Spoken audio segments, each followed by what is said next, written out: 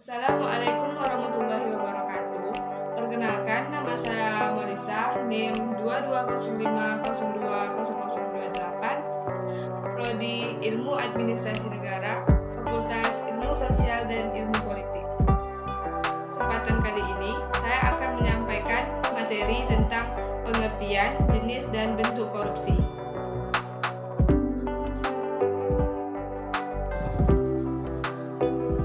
Pengertian korupsi.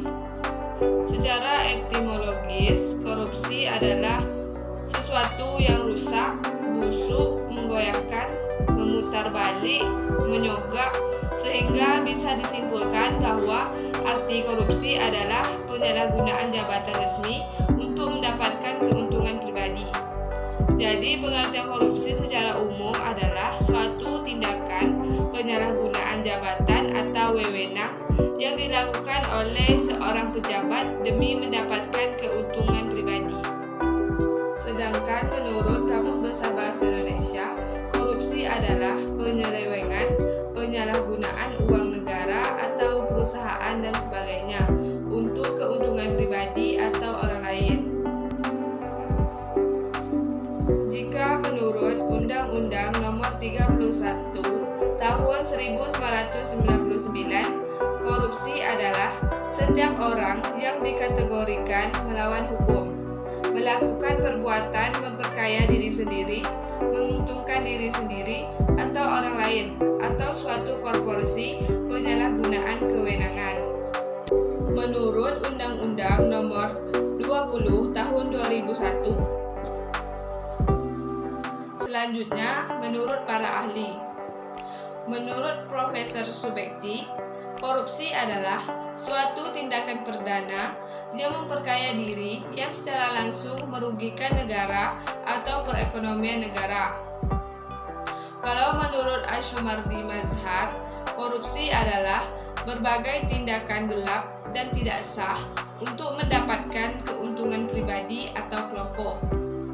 Selanjutnya, menurut Jerami Popo, korupsi adalah penyalahgunaan kekuasaan dan kepercayaan untuk kepentingan pribadi atau perilaku tidak mematuhi prinsip mempertahankan jarak. Selanjutnya, unsur-unsur korupsi. Dilihat dari sudut pandang hukum, tindak pidana korupsi secara garis besar memenuhi unsur-unsur seperti: yang pertama, perbuatan melawan hukum; yang kedua, penyalahgunaan kewenangan, kesempatan atau sarana; yang ketiga, memperkaya diri sendiri, orang lain atau korporasi; dan yang keempat, merugikan keuangan negara dan perekonomian negara. Selanjutnya, kita akan membahas tentang faktor-faktor penyebab korupsi. Yang pertama, faktor internal. Yang dimaksud dengan faktor internal yaitu faktor utama penyebab korupsi yang berasal dari dalam diri sendiri, yaitu sifat dan karakter seseorang yang mempengaruhi segala tindakannya. Contohnya seperti sifat tamak. Sifat tamak itu yaitu sifat dalam diri manusia yang menginginkan sesuatu melebihi kebutuhannya dan selalu merasa kurang. Contoh yang kedua yaitu gaya hidup konsumtif. Maksud dari gaya hidup konsumtif yaitu perilaku manusia yang selalu ingin memenuhi kebutuhan yang tidak terlalu penting, sehingga tidak bisa menyeimbangkan pendapat dengan pengeluarannya, misalnya hedonisme. Selanjutnya, kita akan membahas jenis dan bentuk korupsi. Yang pertama ada penyuapan. Penyuapan mencangkup tindakan memberi dan menerima suap, baik berupa uang maupun barang. Yang kedua, penggelapan. Penggelapan merupakan tindakan penipuan dan penculikan sumber data yang dilakukan oleh pihak-pihak tertentu yang mengelola sumber daya tersebut, baik berupa dana publik ataupun sumber daya tertentu. Yang ketiga, kecurangan. Yang keempat, pemerasan. Dan yang kelima, favoritisme.